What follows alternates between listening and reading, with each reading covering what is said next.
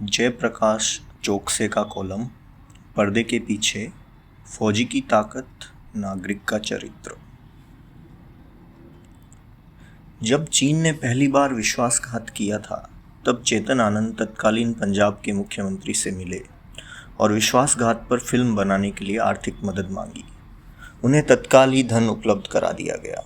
सरकार द्वारा तत्काल लिए फैसले के दिनों को हम याद करते हैं। चेतन आनंद के पास कथा का खाका तो था, परंतु उन्होंने पटकथा लिखी नहीं थी। जब चेतन आनंद को लद्दाख में शूटिंग की इजाज़त मिली, तब उन्होंने बलराज से सहयोग मांगा। दोनों दिन भर शूटिंग के बाद रात को अगले दिन शूट किए जाने वाले दृश्य लिखते थे। इस तरह ये तुरंत लिखी पटकथा शूटिंग के साथ लिखी गई। इस तरह चेतन आनंद सिनेमा के आंसू कवि माने गए। उस युद्ध में चीनी सैनिक नारा लगाते, हिंदी चीनी भाई भाई, उनके बारूद से अधिक मारक यह नारा था। शबाना आज़मी बताती हैं कि किस तरह चेतन आनंद कैफ़ी आज़मी को अपने गीत का विचार चंद शब्दों में बयान करते थे, जिसके बाद उनके बीच खामोशी पसर जाती थी। कुछ देर बाद कैफ़ी आज़मी गीत लिखकर चेतन आनंद को दे देते थे। उनका रिश्ता उन्हें शुक्रिया बोलने की इजाज़त नहीं देता था। आंखों ही आंखों में संवाद होता था और गीत के जन्म पर ढोल ताशे पीटे नहीं जाते थे। हकीकत युद्ध से अधिक आहत सेना की टुकड़ी की वापसी, रिट्रीट की कथा प्रस्तुत करती है। भूखे प्यासे जख्मी जवान बेस कैंप लौटते हैं।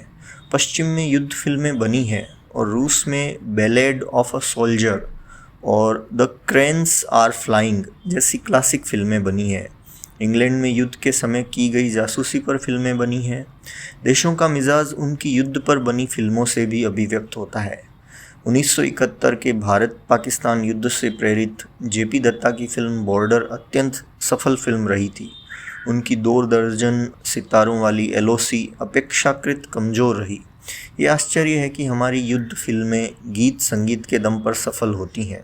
हमारा मिजाज तो कुछ ऐसा है जैसे युद्ध में टूटी हुई तोप के दहाने पर एक नन्ही चिड़िया ने घोंसला बनाया हो। युद्ध पर अनगिनत किताबें लिखी गई और फिल्में भी बनी हैं, परंतु बर्नार्ड शॉ की रचना आर्म्स एंड द मैन अलग नज़रिया प्रस्तुत करती है कि व्यावसायिक दृष्टिकोण रखने वाला फौजी युद्ध के समय स्वयं को बचाने को प्राथमिकता देता है। उसके लिए दुश्मन को मारने से अधिक जरूरी है स्वयं को बचाए रखना।